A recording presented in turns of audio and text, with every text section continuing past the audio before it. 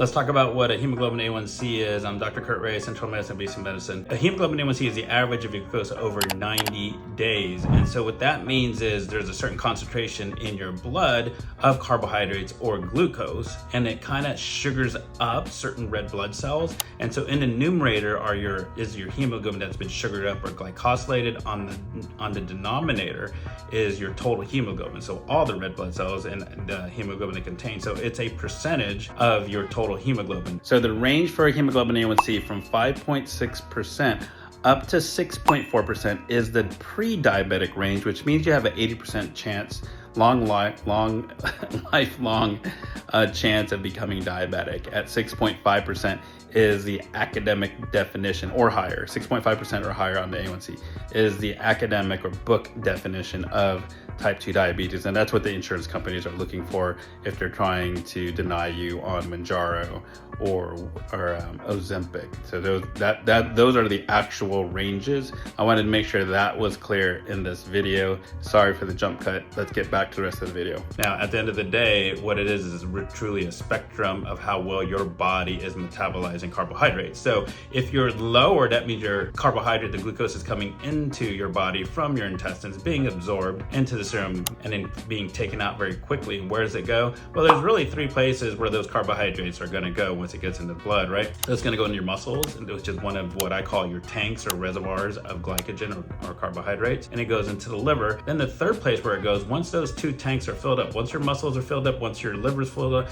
then it goes into fat. And of course it goes into other cells where it can be utilized, but where does it go for storage is going to be your liver, your muscle, and then your fat. So if all those tanks are full, then of course your serum glucose could be a little bit higher. Other factors that could be playing into it is if you're not making enough insulin, then that sugar would be high. That would be like a type 1 diabetic or a type 2 diabetic whose pancreas is starting to fail and not make enough insulin. And there are various factors that can influence it, factors that could change your A1c. So if you have too little hemoglobin, that percentage could be skewed. If you have too much hemoglobin, the test wasn't designed to really be accurate. In other words, that's a condition called polycythemia, and that's why you should check a CBC along with the hemoglobin A1c just to make sure that your hemoglobin is normal. Because if you just get an A1c, which is a completely separate test from a comprehensive metabolic panel, then you have a percentage of hemoglobin, but you don't know what the denominator is. That's why CBC is good. This is why it's usually done in people who do not have a diagnosis of prediabetes or diabetes. It should be done at least once a year. Think of it as a dipstick during your annual labs, and you should be getting that done as part of your annual. I find that most people or most insurances will cover that. I hope that helps with that. If you're looking at, well, how do you reduce it? Really fast way, small advice, and if you ask the AI, it's probably going to say something similar to this.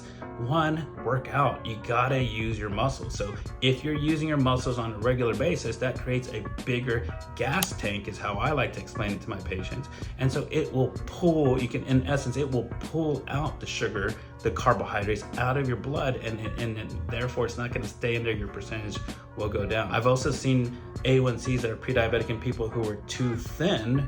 And so you're like, well, how's that possible? It's because they lack that muscle mass. They have to grow that muscle mass. And there's some very rare variants where people are just not gonna fit in that normal range, and they're normal, so they probably don't have increased risk, but those are rare. Overall though, if you have pre-diabetes and you're not working out, that's probably the number one thing you could work on, is get some resistance training, do some steps, do some cardio. And then you also need to look at the nutrition. If you're doing a lot of highly processed carbohydrates that quickly get into the blood system and you're not working out, then you really should not be using those products like orange juice or apple juice. And I don't want to say that every processed carbohydrate out there is bad for you, because that's not the case. If you're a workout person and you're running marathons and so forth, you need refined sugars, unfortunately, or not unfortunately, because that's just what your body needs, because you're burning carbohydrates right and left. And just imagine if you're in the middle of mile 12 of your marathon, you need to drink Gatorade, which is processed sugar, versus olive oil, right? You don't drink olive oil during an exercise. You drink Gatorade because you need that. But someone who's sedentary, or if you've lost a lot of muscle mass, right, and you're not working out, Yeah, could that processed sugar be bad for you? Sure, it could be. We have enough tools and knowledge available that the goal really should be to put that A1C into normal range. That really should be the goal. It shouldn't just be to get it down to 6.0. That's old school medicine. That's when I went through training.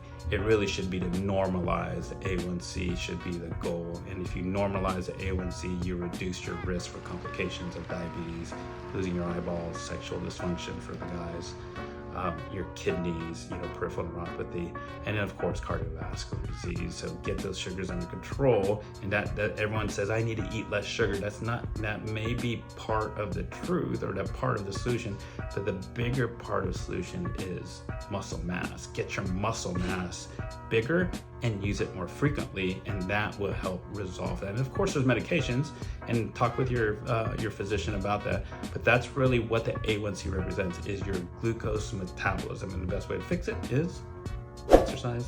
Hope that helps. I'll see you in the next video, and like and subscribe.